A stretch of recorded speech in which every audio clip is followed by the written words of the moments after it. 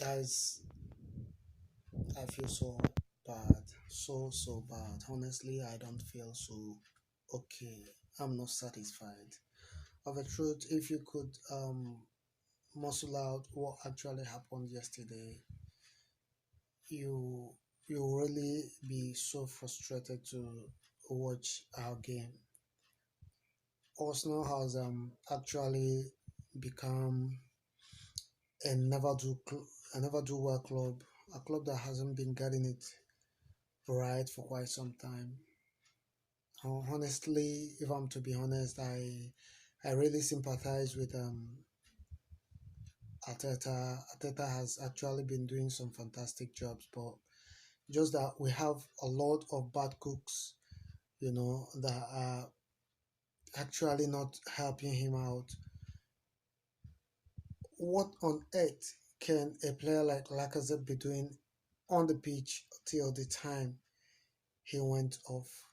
That is because of the shortage of players we have.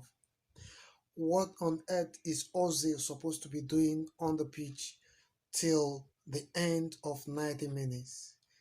That actually I cannot see.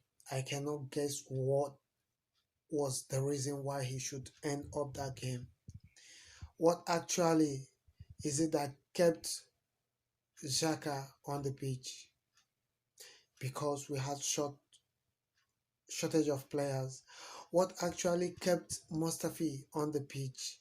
Because we had shortage of players. There are certain things that when you keep watching and you keep listening and you just get so frustrated. This is actually a really bad time for you to be a goner. This is actually a really bad time for you to be an Arsenal supporter. It has been so painful. It's been so disgusting to say you are a goner. Of the truth, this is a club that used to be, the pride of London. This is one of the best clubs in Europe. The club that plays one of the most beautiful game. The club that scores most goals in season in, season out in England. There are no two, three clubs that could score better goals than Arsenal in every season. Tell me, we are now conceding quite a lot of goals. We've already conceded in 23 matches, we've conceded not less than 33 goals. And what have we scored? 31 goals. 31 goals. So you come to think about it. Who do we have in our midfield? Tell me, if you could have a player like Ozzy that has played 17 matches, six shots, six shots, just muscling out six shots without without a goal, the only attacking midfielder in the whole wide world that could be able to play 17 matches without scoring a goal, without good assists, only having six shots on target or off target, then he is having close to three shots, close to one shot per three games. Now think about it. How do you measure this? How do you begin to say we are a good team? Who do we have? Kroenke should sit up. This is a time for you, Mr. Kroenke, to sit up. Now we are going for this guy, Bruno Guimaraes. Bruno Guimaraes is a very nice player. We all know that. But how long is it going to stay for him to adapt in a foreign land? He's coming from a non-premiership side. He's a good guy. No disrespect. I've watched his clips. He's okay. Unless we pray, if he can just fit in just like our own the Gabriel Martinelli, then it could be okay. But you never can tell. You never can tell. There are still negotiations going about his contract. Possibly, we are expecting to hear his announcement. But I am telling you, I am so disgusted about the way we are going through our transfer policies. The transfer policy in Arsenal has really died. Nothing is happening. How can an owner have a problem like this and you cannot be able to, come into your club, readdress issues, place things where they are supposed to be? Ozil is long overdue in this club. This is the problem that we have. Wenger overdue, and before Wenger left, we were already down.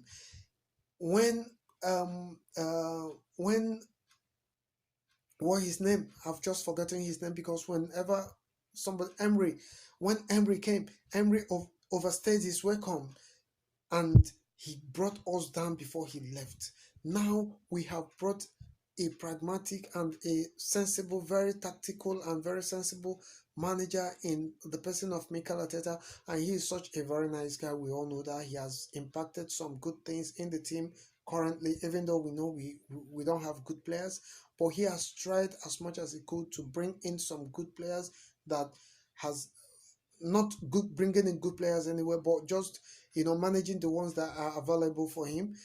But the guys has been giving out, at least they have given us a little bit of what they were playing before. They have given us more than what they were playing before, but yet they are lacking in numbers, and there are some that are not supposed to still remain in the team till now. This January transfer also is supposed to be sold or to be dropped. I see no reason why he should be there till now. I see no reason why he should be there till now. I am believing and hoping to hear the announcement of the withdrawal of Ozzy from the squad. I am waiting to hear the announcement of the withdrawal of Mustafi from our club. I am standing to hear the withdrawal or the announcement of the withdrawal of Xhaka in the.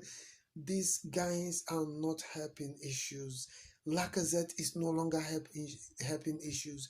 Lacazette could not muzzle out an attempt against who? Against Sheffield United. If he cannot, then where is he going to play well against Chelsea? This is a very big problem. If our young lad Martinelli never scored, he was nowhere close to that post. That is to say, he couldn't have even giving us any goal all through the games yesterday. There was no way Lacazette was close to scoring a goal. This is something you ask yourself. How do we begin to readdress all these issues? The owner is very silent, very quiet. How do you do this? Now we are talking about a left back. Kozawa is there. Let's bring in Lavin Kozawa. And now we are going again. Look, are we going to scout for every player in the world? I've even gotten shot of all the players. We keep on being linked with this. We get linked to this, to that, to this, to that. Is it going to solve any problem? Getting linked to players is not going to solve our problems. We really need to start being proactive. We really need to start buying players. We really need to start, you know, getting into the market and picking up our target, other than keep being linked and linked and linked and linked every day. This is not exactly what we need. Our problem is so big that we should not be waiting for Manchester United to sign. We shouldn't be waiting for Chelsea to sign. We shouldn't be waiting for Man City to sign. We shouldn't be waiting for even Tottenham to sign. Our greatest enemies, they are growing above us. For the past how many years now, Tottenham has been finishing ahead of us now. And this is the worst thing that could happen. And yet nothing is happening. Nothing. The owner doesn't care. So tell me, how do we put this thing to bear? We really need to walk out and stand out as a fan. Let the fans begin to talk again. Since when they come out and talk, and people will be saying, why are they making noise? This time around, this is a time for you, Robbie. This is a time for you, Turkish. This is a time for you to come out and speak out, coordinate the fans, pull them out, let them go for a revolt. This is what the club needs now. For anything less than this is really going to spell doom to the club, because I believe that if actually Dangote is going to come to buy over this club, let him come and do it first, or any other person that will not, that will be very much interesting in how to lift this club to a greater height. For I know that Kroenke has no good plan for our team. I want you to drop your comments at the comment section. If this is your very first time of watching my video, give it a like, share, and subscribe. Thank you, and God bless.